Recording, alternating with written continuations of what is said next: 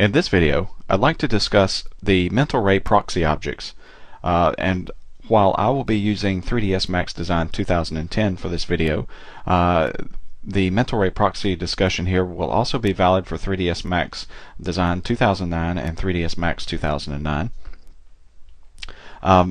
Previous versions of 3ds Max I do not believe had the proxy objects. I'm fairly certain that was introduced in 2009. I'm not sure if 2008 has that or not, so if it does, it's just my mistake, but I don't have 2008 still on my computer here to test that with, but I know it's in 2009 and 2010.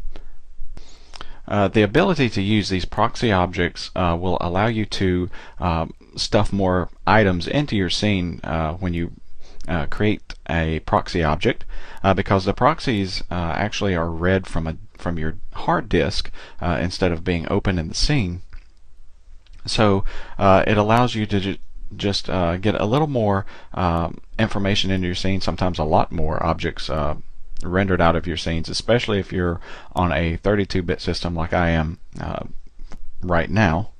So what I'd like to do is just walk through the process of creating a proxy, what you have to do to a mesh in order to make it work within a proxy, mental ray proxy. Discuss some of the issues with textures and using mental ray proxies. You have to do some unique things with the textures, just as you have to do some unique things with your meshes in order to make them work with proxies. So to begin, the first thing that you have to do is, of course, set up a mental ray proxy. We're going to need to create one before we can actually use any proxy objects. So in order to do that, you'll go to your Create panel here, and in the rollout box you'll come down, you'll notice that there's a mental ray section. You click on that, and here you have a mental ray proxy button. You click that button, and what you do is drag, holding the left mouse button down, you'll drag in the viewport here, and it doesn't really matter what size you make this object because it's going to inherit the size later on of whatever we put inside of here. Now, in order to start working with this proxy object, what we need to do is, I'm just going to deselect from that and then select this proxy mesh that we just created and come over to the Modify tab. And from here, I'm able to create a proxy object or load a proxy object if I've already created one, which I haven't yet in this particular case. So what I have in this scene is I just have a rather large ground plane object here. And let me go to a perspective view. And you can see it's just a kind of a lumpy ground, if you will. And what I'm going to do is, I've got some tree meshes that I will convert to proxy objects. Let me move it over and come down here and take a look at this object.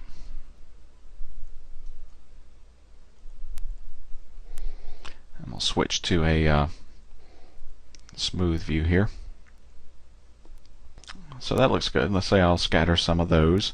I'm just going to hide this ground object for now while I'll import these other trees that I'm going to be using.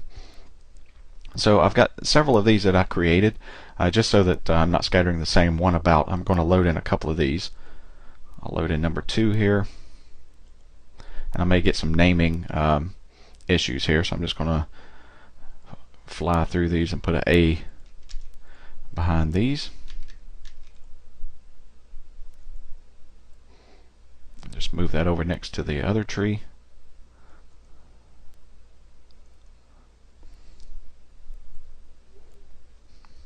And do the same process again.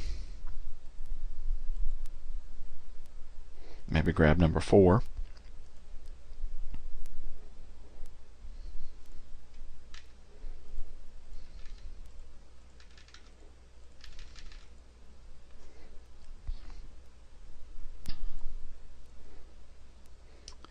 And I'll just move this over. And then just to make this a little bit more random, maybe I'll bring in a couple of different trees. Perhaps a sassafras tree.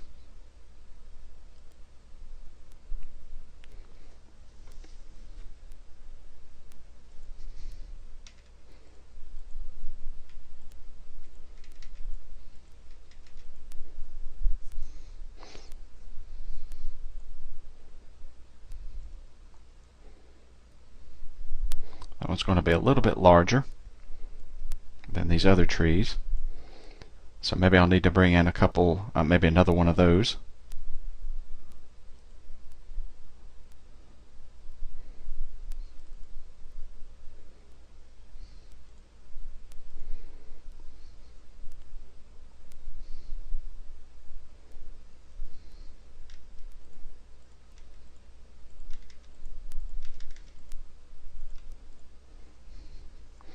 Okay, and that'll be good enough, enough objects to scatter and to make this kind of random looking.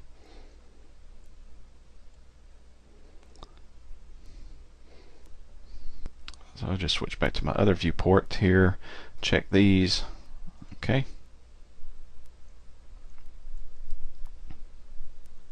So the first thing that I need to consider when doing this is you can't have more than one mesh inside of a given proxy.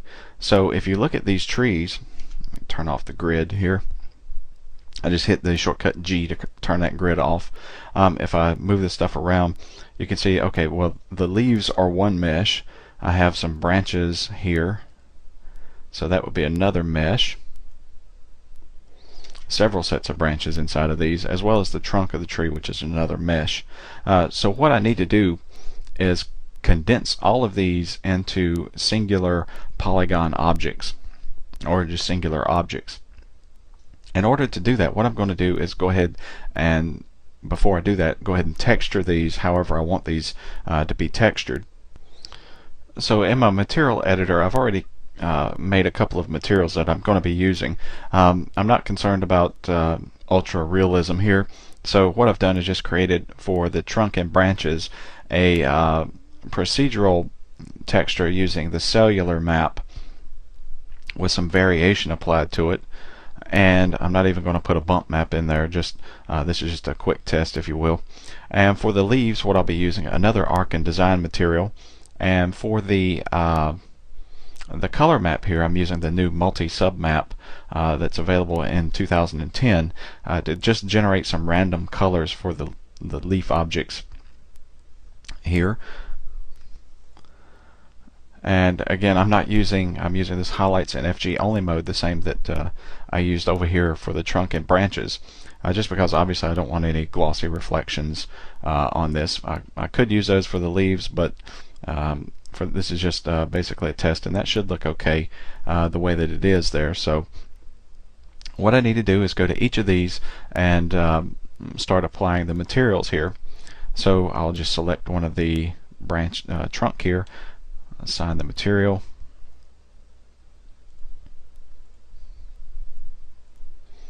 do the same thing again for the branches in here.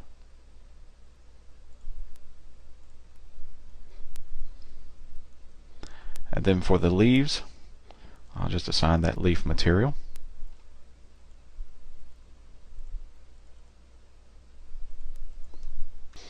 And I'll just quickly do the same thing for these other trees. Before I add that in, let me just turn on the statistics here so that you can see with these trees I'm using, I'm pushing about 1.3 million polys in the scene right now. Again, just select these branches here.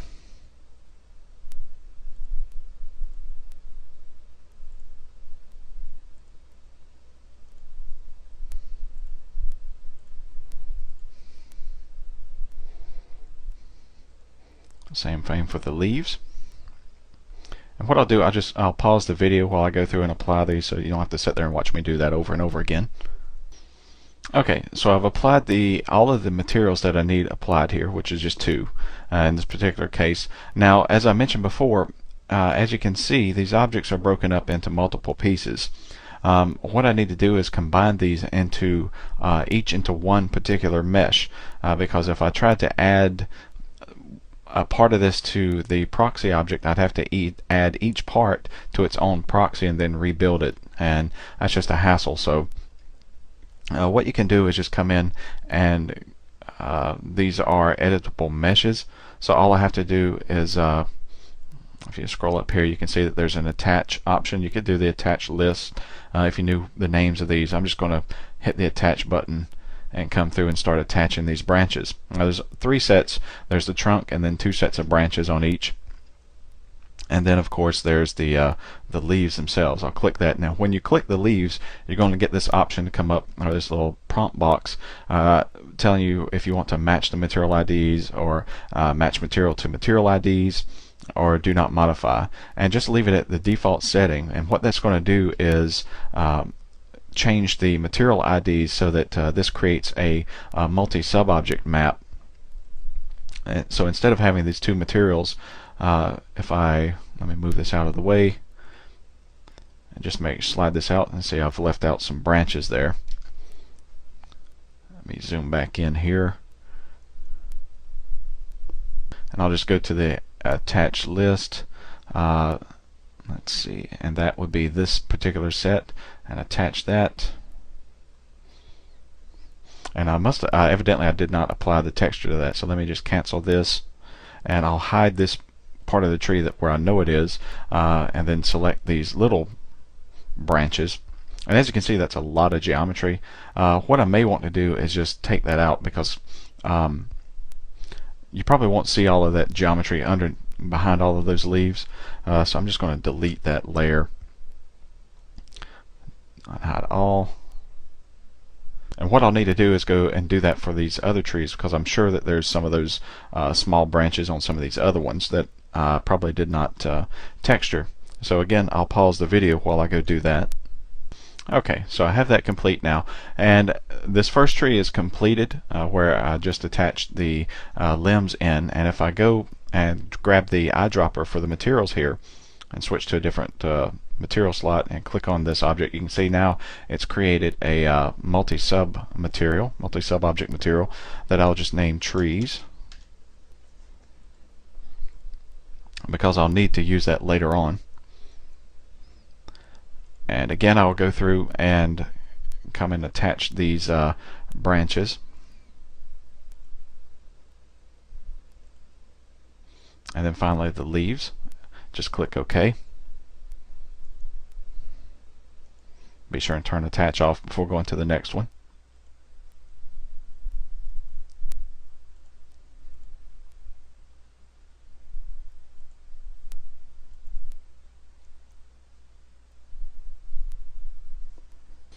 Okay, so I have that complete, where I've gone through and I've attached all of these objects and made individual trees out of that. So I've attached the branches to everything and the leaves to the branches. So now I have these 5 objects here that are ready to be used as proxies. And what I want to do is, let me just hide this terrain again. I need to create a, let's just throw in a daylight system that I'll use to illuminate this scene. So I'm just going to go to click daylight and say yes to the prompts here to use exposure control, as well as create the mental ray physical sky. I'm just going to put this in manual position and move it something like so. And I want to change the color of the sky, or the sunlight here, maybe a little bit warmer, something like that. Alright, so next I want to switch to a perspective view here. I just click on in the viewport, I just hit P to switch to a perspective from my camera view. I'm going to select one of those trees, and then use the zoom extents tool here in my perspective view to kind of zoom into it. Maybe rotate that around a little like so. And I'm putting this in a certain position here because when I create the proxy object from this tree, what's going to happen is it's going to create a preview image of it. And so I want to kind of get this centered up in the screen here.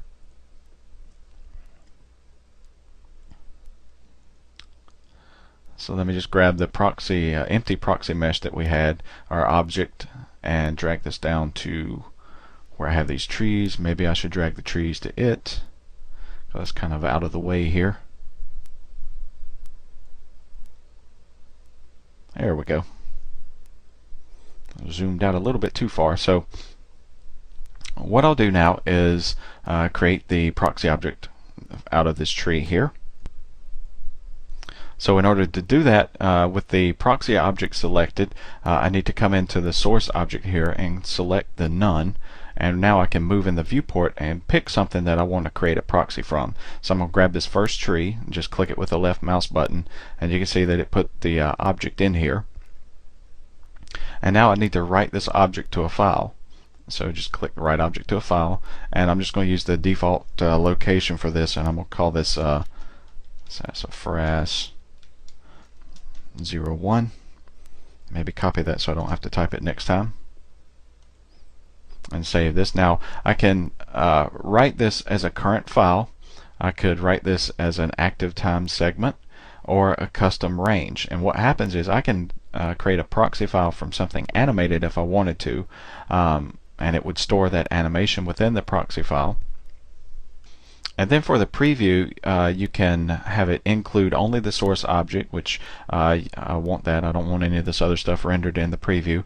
And automatic zoom extent, so it's just automatically going to zoom like I did a while ago to kind of center this up. And so when you hit OK, it's automatically going to create the preview. And you won't be able to see it here because I'm using two monitors. And what happens is it throws it in the middle of my monitors between the two, and there's nothing I can do about that. It just automatically does that. I've tried dragging it over, but it wants to always go back to the center of my two monitors for some reason. The other thing to notice is that it always does something weird with the gamma with this preview.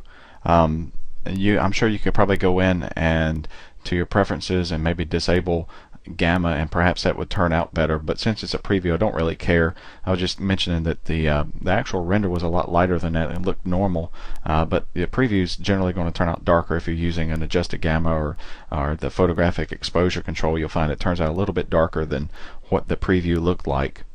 So now if I zoom back out from here, you can see I have this strange object over here on the right. Let me just drag that over, and that's our proxy tree. And let me just move it up next to the original tree, and you can see it kind of looks different. What you're seeing here is the point cloud for it instead of the actual geometry. You can change the number of display verts that it shows. You could increase that if you wanted to. Normally you'll want to leave that back because the whole purpose here is to not put a whole lot of stuff in your viewport. So when you're placing these, you may want to increase that to know if you're placing that in a specific place, and you need to be very careful on your alignment. You may want to increase that and then decrease it after you've got it in where you want it, back to the default. So that's one down, and what I can do is just come and delete this tree now because I've already got the proxy for that. I no longer need that in my scene. What I could do now is, instead of creating another proxy, I could just use this one to create the other object. So what I'll do is just drag this over and go ahead and select the none again, and select this next tree and tell it to write to object, and I will call this 02. I'm just going to use the current frame, and yes, I want it to automatically include the zoom extents here and only include the object that's going to be proxied.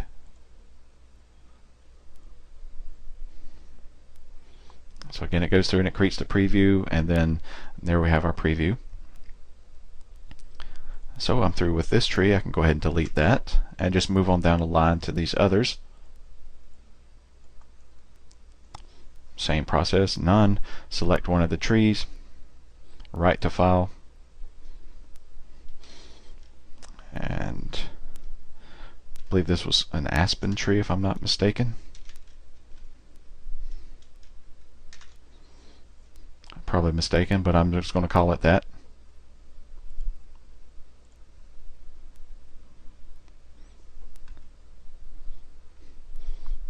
Now I can delete this one.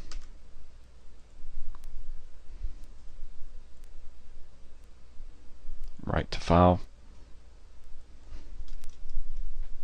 This will be number 2.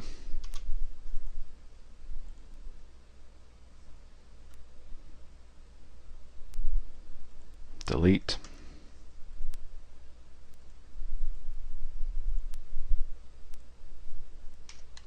You guessed it, number 3.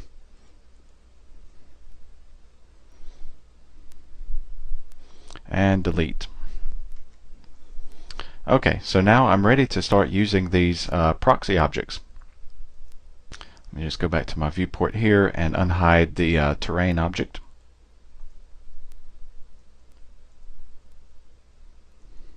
Switch back to my camera view.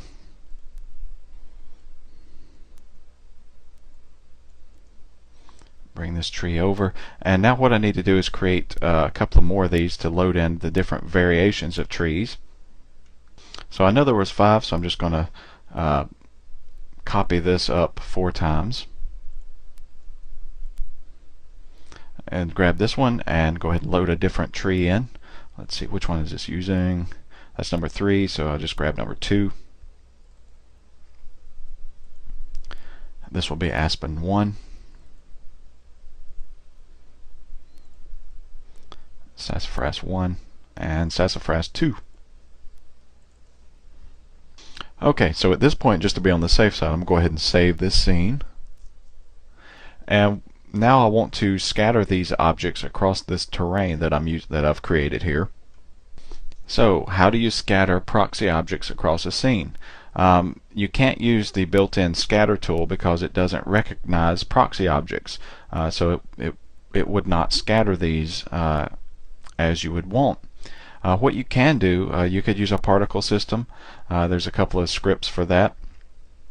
There's also a couple of plugins that you can get, a couple of free plugins. One is a scatter plugin that you can get from maxplugins.de. What you'll do is pick which version of Max that you're running.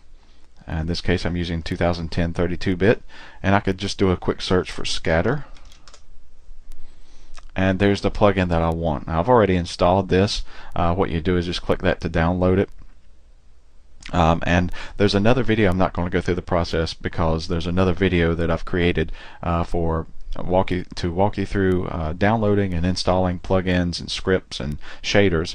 So if you need assistance in doing that, you can watch that other video as far as getting assistance in installing this. But basically, in a nutshell, you just download that, and there's a plugin inside there, a DLO file it may be, and you just put that in the plugin subdirectory of 3ds Max.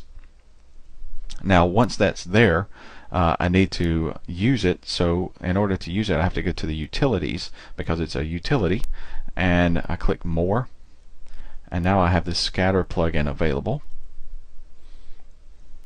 And the neat thing about this plugin is how I can scatter multiple objects, and even it recognizes these proxy objects here. So what I'll do is come in and select 1 here, 2, 3, 4, and number 5 here. These objects to align to the z-axis of this object. If I wanted to select some of the faces of this polygon object here, my ground terrain, I would go into that object and select those faces, and then use this use select face option, and it would just apply scatter these objects along those faces.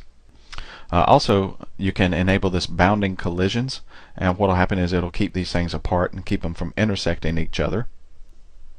You could use a map if you wanted to paint a map here as to where it's going to scatter these objects. Let me switch to a texture. So I'm just going to go to an Arc and Design material, really low reflectivity. Maybe just use another cellular map. Something like so, maybe a little bit of green, just some earth colors.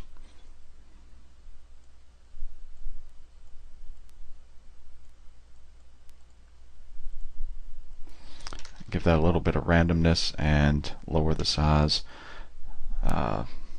Maybe make this fractal, and just apply this to the ground terrain here.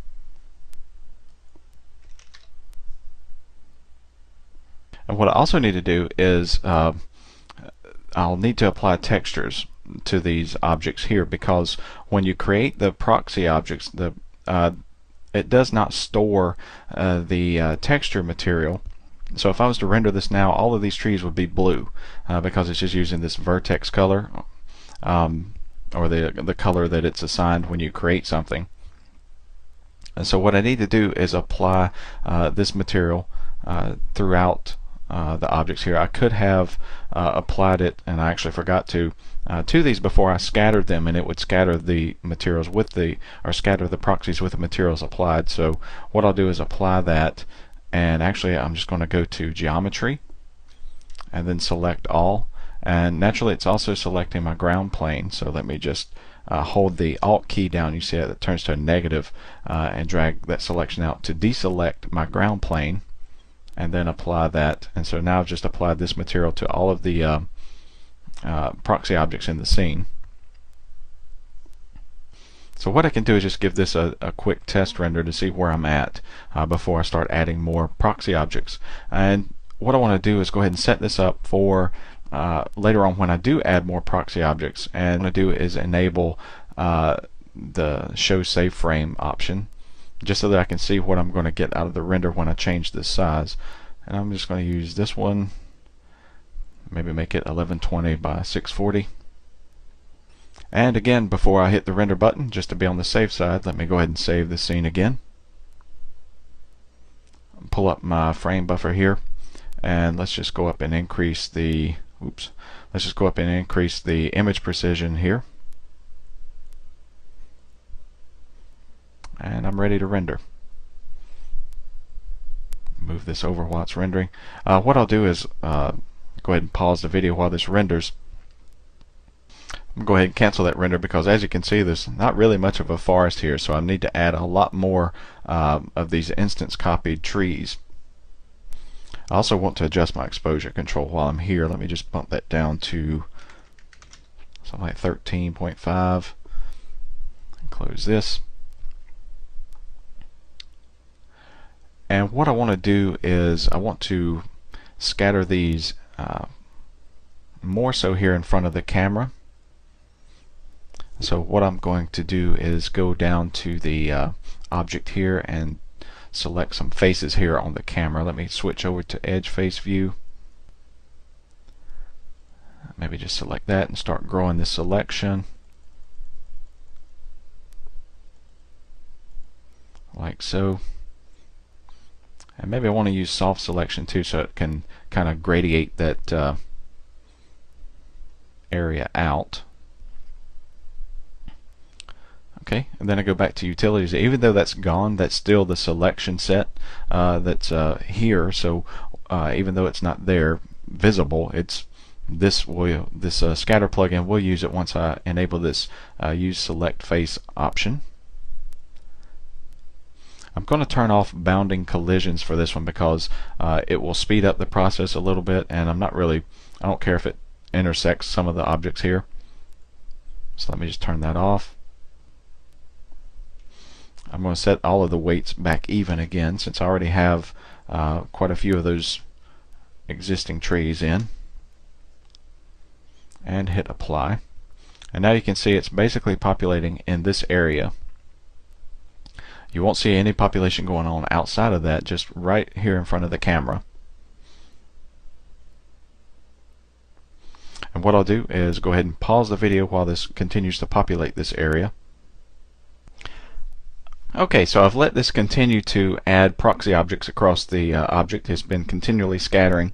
And what I have now is, if I look at the number of proxies here, I have about, I have 5,568 of them scattered about, which is not a ton of them by any means. It's a few, but I could add some more. But what I want to do is just go ahead and render off a preview of this to see what I have now. So what I'll do is just go ahead and pause the video while this renders.